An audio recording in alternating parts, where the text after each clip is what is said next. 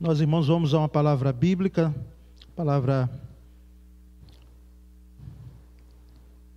nessa noite com o tema Quem dizeis que eu sou?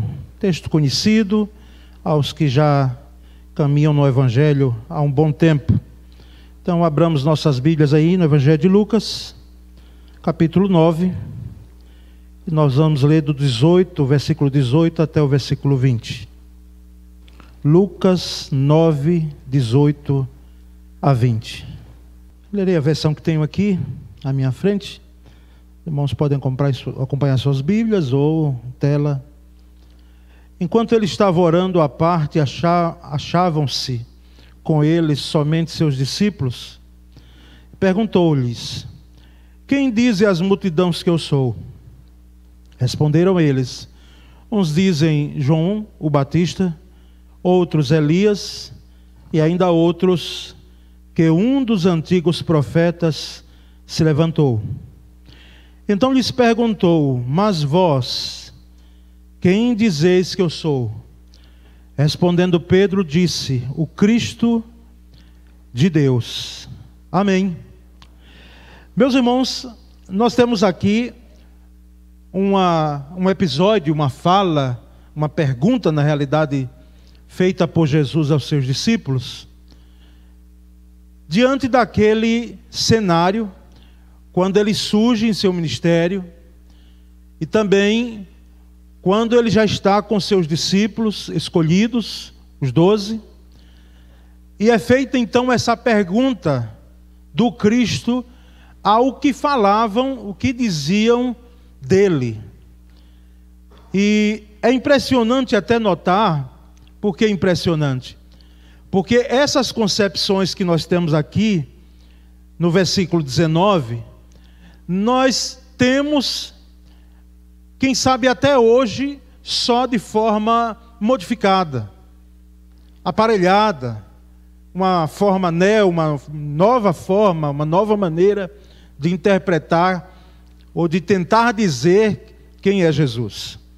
Porque na resposta dos discípulos, e aqui nós temos o conhecimento de que os discípulos ouviam o que se falava de Jesus, o que é que a multidão, o que é que o povo naquela época, ali em Jerusalém, e quem sabe até nos seus arredores, falavam de Jesus. Uns dizem João o Batista, que na realidade João o Batista já tinha morrido, ou seja, o povo acreditava numa ressurreição, não é?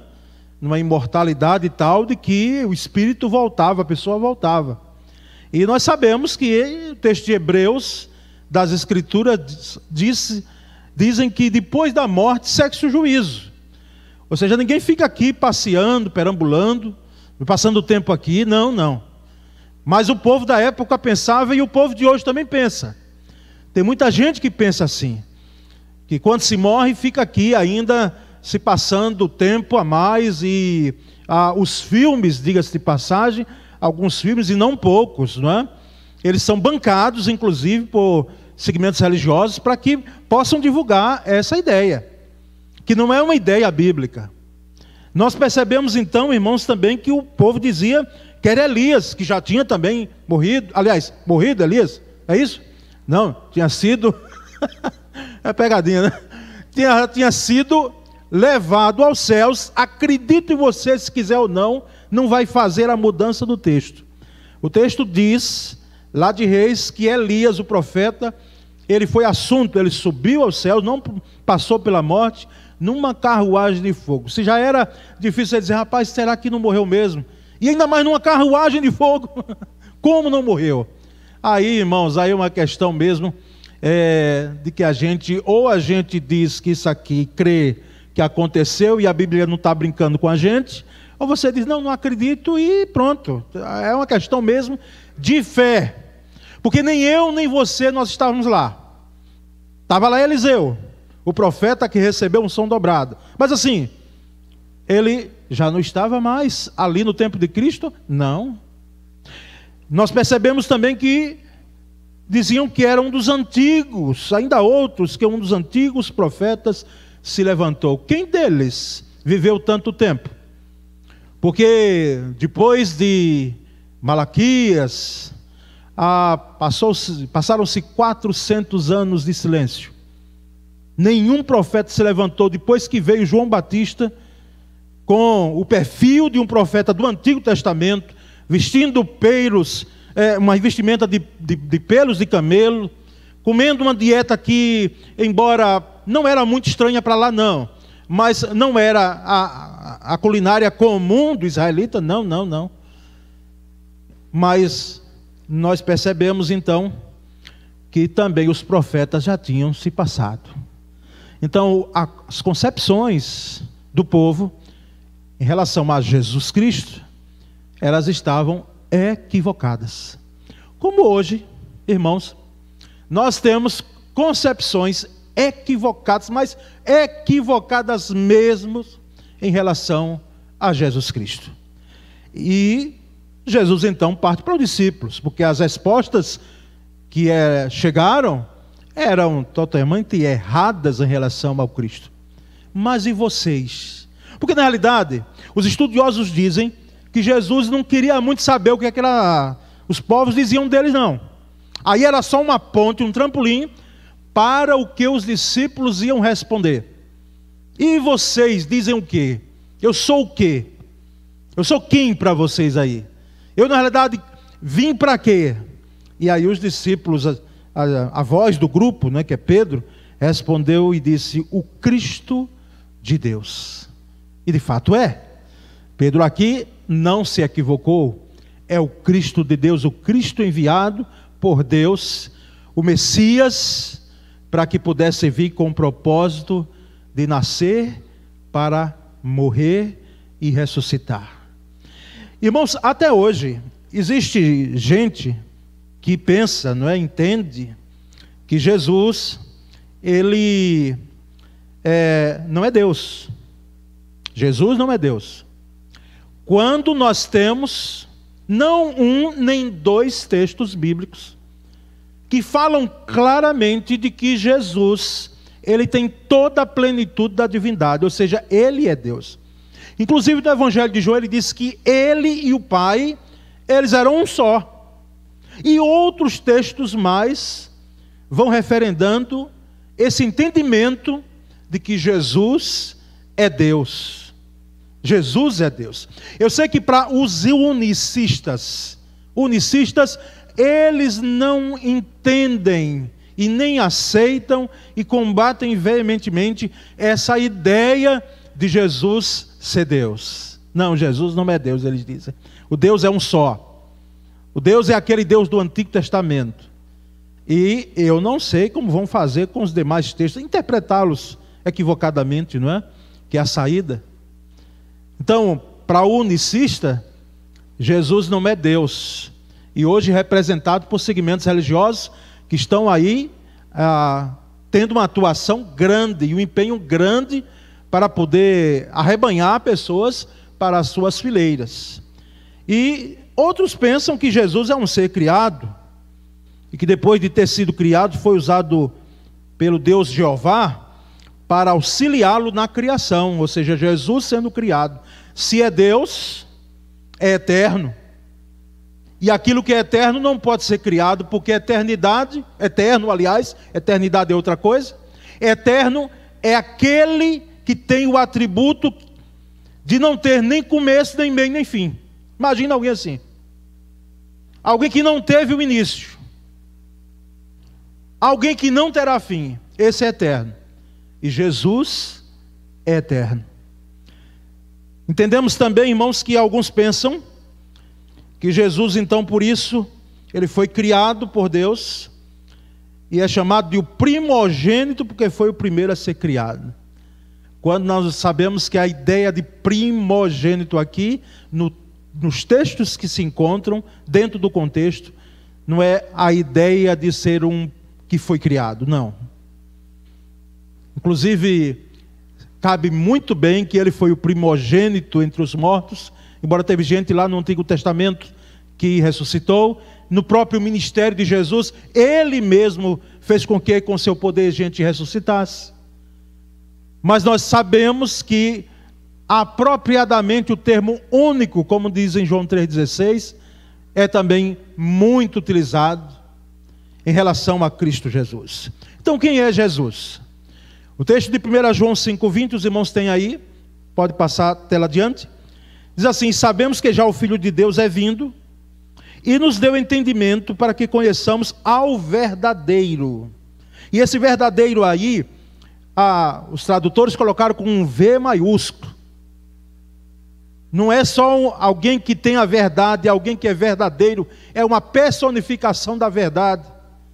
Ao verdadeiro, e no que é verdadeiro estamos, isto é, em Jesus, em seu Filho Jesus Cristo. Este é o verdadeiro Deus e a vida eterna. Este é o verdadeiro Deus e a vida eterna. Então Jesus é Deus. João aqui, o apóstolo, não estava delirando. E se alguém um dia perguntar o que é vida eterna para você, responda, sem titubear. O que é vida eterna? Vida eterna é Jesus Cristo. Esse texto está dizendo para nós. Vida eterna é não apenas conhecer Jesus, mas andar com Cristo, receber o Cristo, estar nas pegadas do Cristo. Esse é o verdadeiro Deus e a vida eterna. Irmãos, nós percebemos que dentro dessas concepções, alguns acham que Jesus não é Deus, chegam a dizer até que é irmão de Lúcifer e dos homens. Não pasmem, mas alguns chegam a informar isso, que era irmão de Lúcifer. E outros que Jesus é Deus, mas Maria é medianeira e corredentora com Cristo, ou seja, não apenas faz a mediação, a ponte, mas ela também pode salvar com Cristo, é corredentora. Jesus Cristo, outros pensam, espírito aperfeiçoado. Outros pensam que Jesus fracassou, olha a ideia, morrendo na cruz, ou seja, ele não concluiu o seu ministério, ele teve um insucesso morrendo na cruz, como dizia o reverendo, chamado reverendo Moon. E por último, para não aqui ocupar o espaço de tempo da pregação, citando o que há ainda de mais entendimentos equivocados, e esse pensamento é muito mais odierno, pensam que ao acabar a era de peixes, que segundo alguns nós estamos nessa era de peixes, irá iniciar a era de aquários, e Jesus deixará de ser o Cristo, e um novo Cristo surgirá e terá o nome do Maitreya. Maitreya, inclusive, é possível que você já ouviu esse termo. Se você não ouviu, o seu filho já ouviu, se ele assiste televisão. Porque os desenhos animados, hoje, já tem esses termos, Maitreya, fazendo parte. Os filmes, alguns filmes, nós já temos termos como esse, Maitreya. Então, quem é Jesus? Jesus é o Cristo de Deus, bem disse Pedro. Mas, irmãos, nós percebemos, e agora adentramos, e será hoje, você sairá daqui entendendo, compreendendo claramente o que é que esses segmentos religiosos, eles fazem em relação a Cristo, que nós, em hipótese alguma, tomamos esse caminho. Por mais que você foi um aluno com dificuldade em matemática, como eu me coloco, e eu penso que eu não estou sozinho, né? Embora aqui nós temos professores muito bons de matemática, não sei se o Tito está aqui, mas... E outros, né? De Neuza, Neuzinha, que nós chamamos, enfim. E outros, você não é professor hoje, mas você teve facilidade, você entendia aquele negócio lá, não é? Mas nós sabemos, pelo menos, as 4 propriedades das questões matemáticas. Quem é que lembra aí? Adição, subtração, divisão ou multiplicação primeiro, mas vamos botar divisão. Divisão e multiplicação. Adição, subtração, divisão e multiplicação. A adição, irmãos, todo grupo que não entende ou não quer entender e não aceita e combate A pessoa de Cristo Jesus adiciona algo mais, porque Jesus não é suficiente para eles. O grupo adiciona algo mais ou seja, Cristo não é suficiente para salvar, então é preciso mais alguém. E em relação às Escrituras, também a Bíblia sozinha não é revelada a ponto de nós utilizarmos como regra de fé e prática, como nós cremos, ela apenas. É preciso outro livro, geralmente mais um outro livro, surgido por uma revelação, surgido por alguém que escreveu, que era um profeta, não é? Então, se adiciona algo a mais, além das Escrituras. Sua fonte de autoridade, irmãos, desses grupos, não leva em consideração somente a Bíblia. É preciso algo mais. A Bíblia fica, inclusive, em segundo plano. Podem até andar com a Bíblia, mas ou a Bíblia sendo interpretada por esses segmentos religiosos de forma equivocada, ou até, como nós temos, uma outra versão, uma outra tradução da Bíblia, onde um texto claro, como João capítulo 1, versículo 1, que no princípio era o verbo, e o verbo era Deus, e o verbo estava com Deus, e o verbo era Deus. Na tradução, determinado segmento religioso diz que no princípio era o verbo, e o verbo estava com Deus, e o verbo era um Deus, e um Deus com D minúsculo, que na nossa língua faz muita diferença, na gramática portuguesa. Então a Bíblia fica em segundo plano, ela é usada apenas como um livro de referência. Então, o primeiro aspecto, alguém que não compreende quem é Jesus e não quer compreender, adiciona algo a mais às Escrituras. Segundo, irmãos, subtração. O grupo tira, o segmento tira. Eu estou falando segmento porque não é uma pessoa só, é um grupo. Inclusive, se nós formos analisar desde lá, dos primórdios da igreja, esses entendimentos estão presentes, essas que nós chamamos de heresiologia, essas heresias, não é? Estão presentes, elas apenas vão se modificando, melhorando, ou no nosso caso, entendemos que elas vão piorando a questão, que elas subtraem, elas tiram algo da pessoa de Jesus. Elas minam algo da pessoa de Jesus. Dizem que ele é o arcanjo Miguel, ou seja, é um anjo, como nós sabemos, quando nós sabemos que há uma diferença entre Jesus Cristo e os anjos. E dizem que ele foi apenas um grande médio. Dizem que, na realidade, ele foi um bom homem, um grande mestre, mas não mais além do que isso. Não era Deus, não tinha poder nenhum de salvar, viveu aqui, deixou um legado para que as pessoas sigam, mas como um grande líder.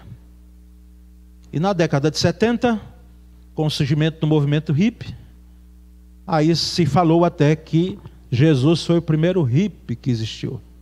Os cabelos longos, andando, não é, com aquela indumentária, que não era incomum, mas quando se quer tirar algo, subtrair algo da pessoa de Cristo, eles não pensam duas vezes, esses segmentos religiosos. Terceiro, divisão. Então, adicionam algo além da Bíblia, a Bíblia não é suficiente. Subtração, tiram algo de Jesus, tiram a divindade de Jesus ou tiram a humanidade de Jesus. Isso lá está presente desde o início da história da igreja. Não, Jesus não é Deus, ele é plenamente homem, mas não é Deus. Ou ele é apenas um espírito, mas ele não é um ser humano. E nós sabemos que Jesus ele é plenamente homem, plenamente Deus. Mas, irmãos, a divisão, segmentos religiosos dividem o poder salvífico que é de Jesus para o grupo religioso, para o segmento religioso. Ou seja, Jesus salva, mas para ser salvo tem que fazer parte da nossa igreja, tem que fazer parte do nosso grupo, porque se não fizer parte do nosso grupo, não há o que se falar de salvação, porque para ser alcançado pela salvação que Jesus dá. Mas nós sabemos que esse grupo diz, não é só Jesus que dá, são outros que dá. E é preciso outros livros, outras referências de fonte de de fé, de prática cristã, esses grupos dizem que de fato só se pode salvar, ou não existe salvação fora do seu sistema religioso, da própria organização ou da igreja. E aqui o erro é grasso, irmãos. É muito grande, é enorme. Por quê? Porque nenhuma igreja, por melhor que ela seja, ela tem poder de salvar ninguém. A igreja em si. Você pode ser membro da primeira igreja há não sei quantos anos, mas essa igreja aqui, ela em si mesma, a organização, não tem poder de salvar ninguém. Nós somos ferramentas apenas, porque quem salva é Jesus Cristo, é Ele o Senhor da igreja. Então entendemos que além daqui, e como não? Além daqui existem tantas outras igrejas, e aí nós precisamos entender que devem ser igrejas genuinamente evangélicas, bíblicas, onde se prega a palavra, onde se tem show, assim, essa coisa assim, de oba-oba, de profecia ou profetada, porque profecia é bíblico, mas a profetada não. Uma coisa horrenda hoje, irmãos, e eu não quero aqui citar nome de ninguém, porque púlpito não foi feito para a gente, tem que pregar a palavra.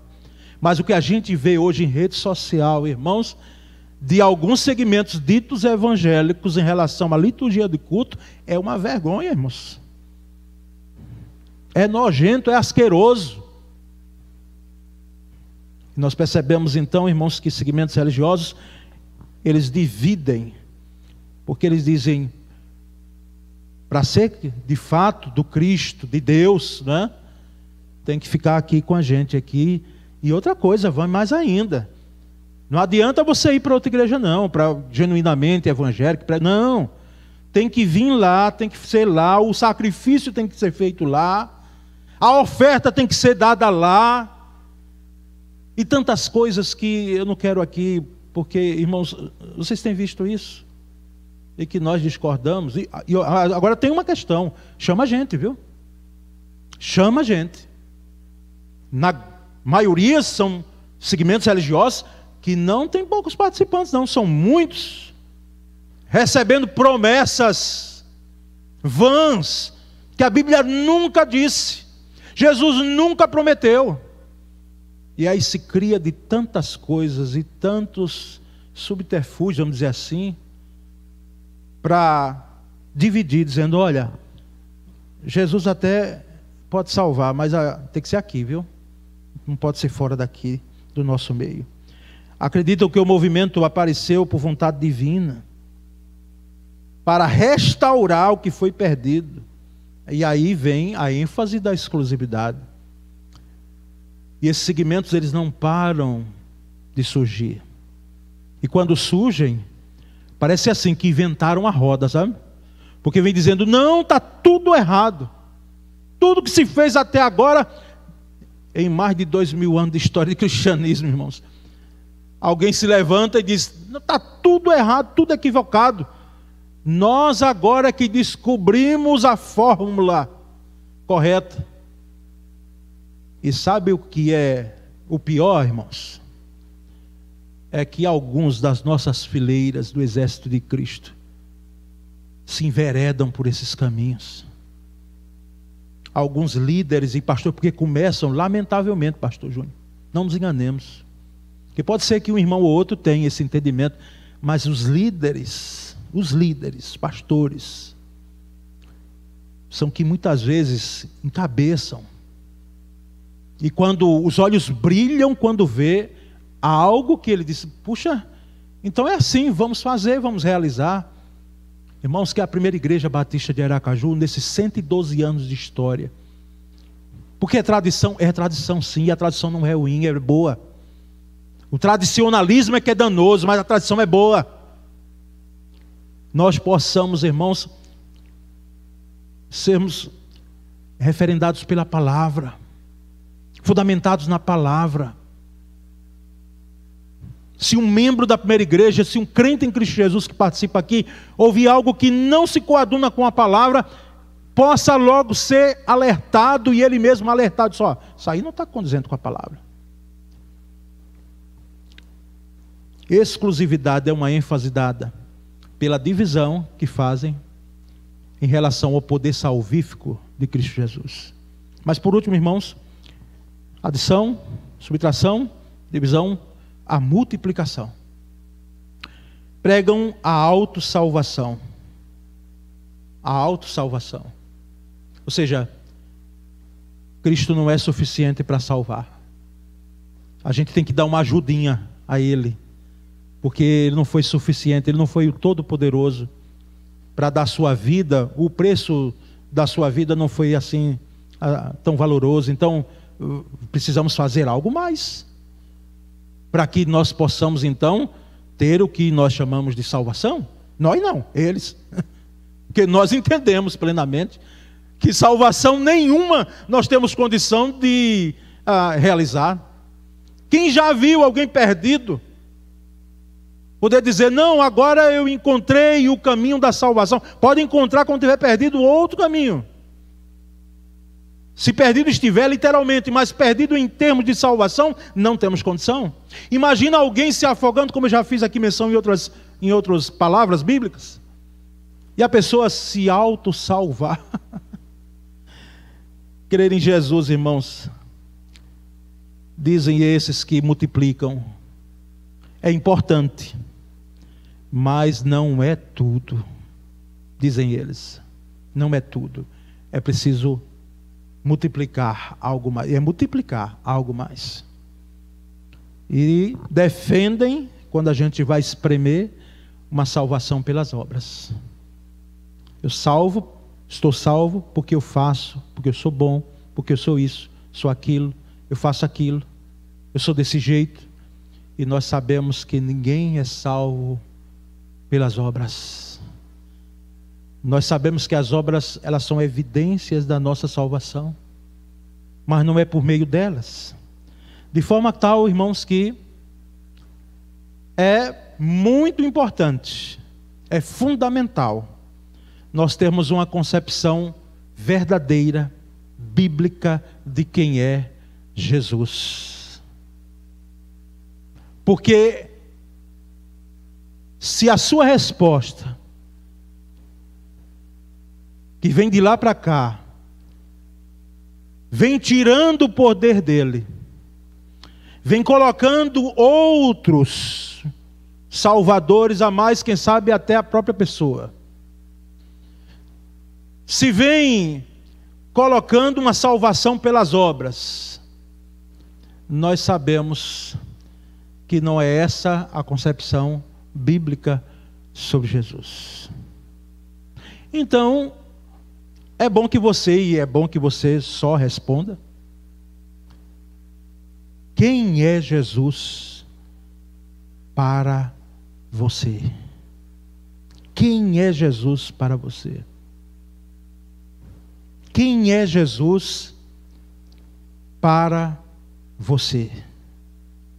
Se a sua resposta for é aquele que foi manifestado na carne, foi contemplado por anjos, pregado entre os gentios, crido no mundo e recebido na glória, ou foi aquele que é eterno, já existia antes da fundação do mundo, porque é eterno, mas dentro do propósito de Deus ele veio, nascido de Maria, nascido sob a lei, nascido de mulher, não entrou aqui de paraquedas no mundo, submeteu-se a aprender como os nossos filhos fazem, como nós também passamos pelo mesmo processo, mas que iniciou o seu ministério e fez com que esse propósito de vinda dele o levasse até a cruz. Ele não correu da cruz, ele morreu, ele ressuscitou e ele voltará. Esse é o Cristo de Deus, e esse é o Cristo que nós cremos. Então, igreja do Senhor, nessa noite, e alguém que está aqui nessa noite ou nos acompanha, a sua resposta ela é fundamental, ela é importantíssima. Porque se para você, me permita, embora o pregador não precisa pedir licença para falar, né? Se for, não, Jesus é muito bom, é aquele doador apenas. Como se fosse, como alguns segmentos religiosos fazem aí, é um cartão de crédito. Faça uma oração a Ele e tudo será resolvido. E aqui eu não quero minimizar o poder da oração, não. É muito sério isso. Mas há um entendimento equivocado, muitas vezes, de um Jesus serviçal. Jesus é servo, e Ele mesmo disse, eu sou servo de todos. Mas Ele não está para atender todos os nossos caprichos. E tudo aquilo que nós entendemos que, na concepção nossa, Ele deve nos conceder. Não, não. Jesus é Deus. E sendo Deus, Ele tem uma vontade própria. Ele não é mandado. Ele não aceita suborno. Ele não aceita negociação. Não, não. Ele faz o que a sua vontade, ou o beneplácito da sua vontade, assim o diz.